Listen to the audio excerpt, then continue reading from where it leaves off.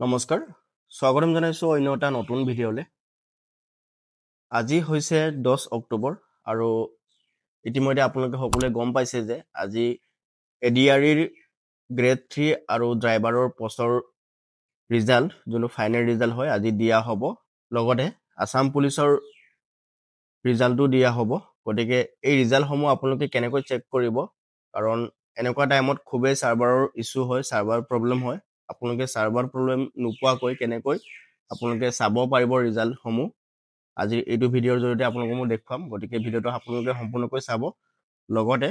চেনেলত যদি নতুন তেন্তে চেনেলটো সাবস্ক্ৰাইব কৰি ৰাখিব চাওক বন্ধুসকল আপোনালোকে সিম্পলি চালে কিন্তু ৰিজাল্টটো সাৰ্ভাৰ প্ৰব্লেম দেখাব পাৰে যদি আপোনালোকে সোনকালে চাবলৈ বিচাৰে আপোনালোকে কি কাম কৰিব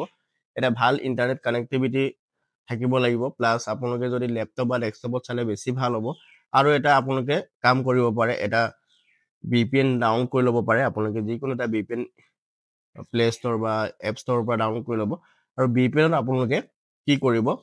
এটা বেলেগ এটা সাৰ্ভাৰ আপোনালোকে কানেক্ট কৰি ল'ব ধৰক আপোনালোকে ইণ্ডিয়াৰ বাহিৰৰ সিংগাপুৰ বা অলপ বেলেগ কাউন্ট্ৰি সিলেক্ট কৰি আপোনালোকে সিম্পলি সাৰ্চ কৰিব আসাম পুলিচ আৰু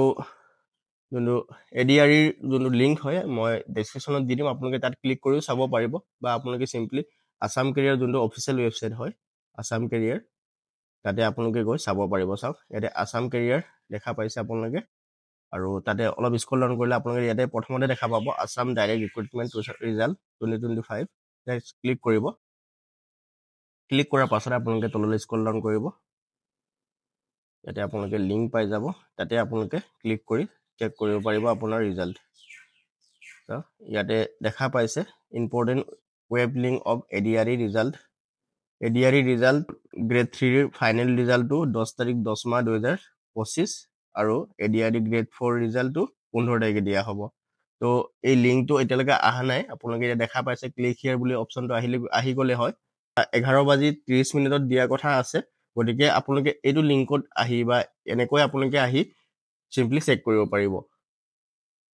যেতিয়া ৰিজাল্টটো ফাইনেলি দিব তেতিয়া মই লাইভ আহিম যদি আপোনালোকৰ কিবা প্ৰব্লেম হয় তেতিয়া আপোনালোকে লাইভত জয়েন কৰিও চাব পাৰিব বা মোক সুধিব পাৰিব লগতে সেইটো সময়তো মই এটা ভিডিঅ' আপোনালোকৰ বাবে বনাই আনিম যদি সময়টো সুবিধা হয় গতিকে এনেকৈ আপোনালোকে চেক কৰিব পাৰিব আপোনালোকৰ ৰিজাল্ট যিসকলে ইণ্টাৰভিউ দি ৰাখিছে আৰু শুভেচ্ছা থাকিলে আপোনালোক সকলোলৈ যে আপোনালোকৰ ৰিজাল্টটো ভাল হওক আৰু ইমানতে মোৰ ভিডিঅ'টো সামৰণি মাৰিছোঁ ধন্যবাদ